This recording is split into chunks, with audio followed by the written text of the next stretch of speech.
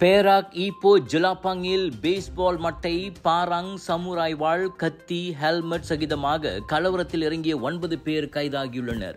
19 முதல் 41 வயதிலான சந்தேக நபர்கள் வெவ்வேறு இடங்களில் கைதானதாக ஈப்போ போலீஸ் தலைவர் அபாங் ஜைனல் ஆபிடின் ஹபாங் ஹமாட் கூறினார். அவர்களில் 2 பழைய குற்றப்பதிவுகளை கொண்டிருந்தனர், 4 போதைப்பொருள் உட்கொண்டிருந்தனர். ஒரு ஆடம்பர கார், ஒரு கோல்ஃப் கிளப் ஆகியவற்றையும் போலீஸ் பறிமுதல் செய்தது. சட்டவிரோத மோட்டார் சைக்கிள் பந்தயத்தில் பயன்படுத்தப்பட்ட ஒரு மோட்டார் சைக்கிள் தொடர்பில் எழுந்த கருத்து வேறுபாடே அச்சண்டைக்கு காரணம் என தொடக்க கட்ட விசாரணையில் கண்டறியப்பட்டது. கலவரத்தில் 6 காயமடைந்து வெளிநோயாளிகளாக சிகிச்சை பெற்றதும் குறிப்பிடத்தக்கது. முதலீட்டு பணத்தை மீட்க முடியவில்லையா? கடன் கொடுத்து மாட்டிக்கொண்டீர்களா? அணுகுங்கள் S7 ரிகவரி.